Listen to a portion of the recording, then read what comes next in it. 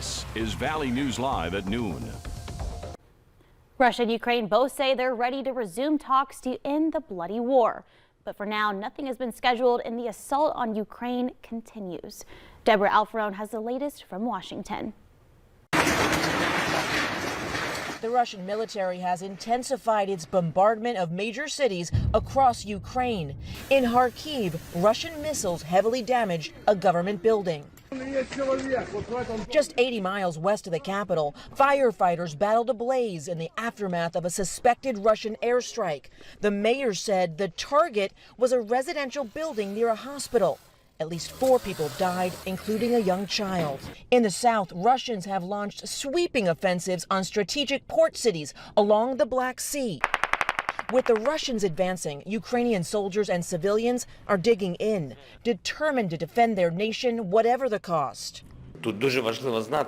Speaking from a heavily guarded compound, Ukraine's president pleaded for more help. He says if Ukraine falls, Russian troops will be on Poland's border. President Biden had some tough words for Russia last night. He vowed to make President Vladimir Putin pay a price for his invasion of Ukraine. He rejected repeated efforts at diplomacy. He thought the West and NATO wouldn't respond. He thought he could divide us at home, in this chamber, in this nation. He thought he could divide us in Europe as well. But Putin was wrong. The crisis has forced people from all over Ukraine to try to get out. The UN said almost 900,000 people have fled to neighboring countries.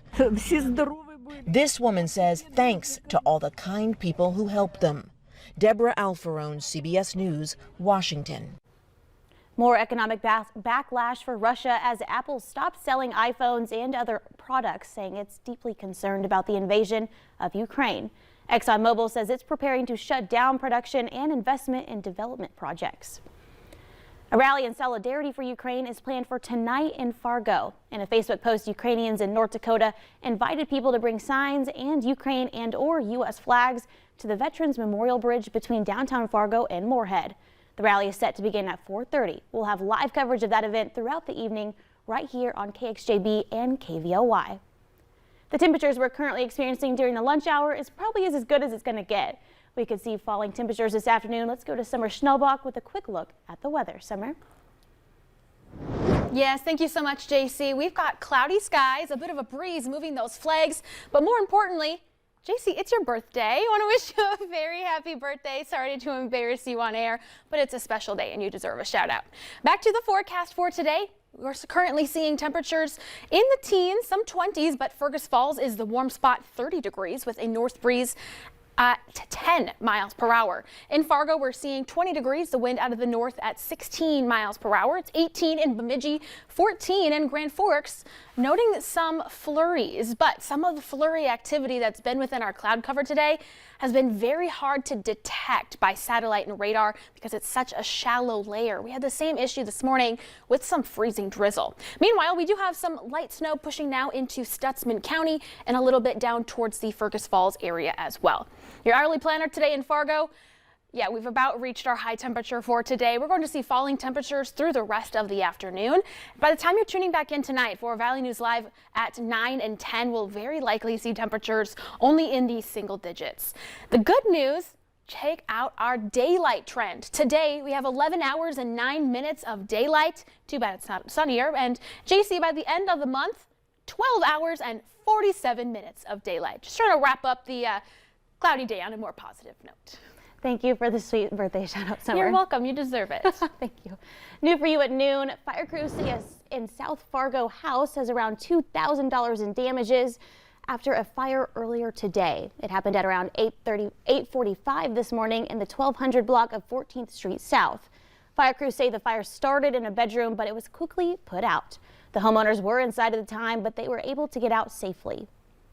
Police are searching for the person and suspected of starting the Richland County Law Enforcement Center on fire.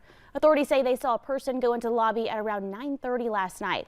A short time later, officials say a fire started in that lobby.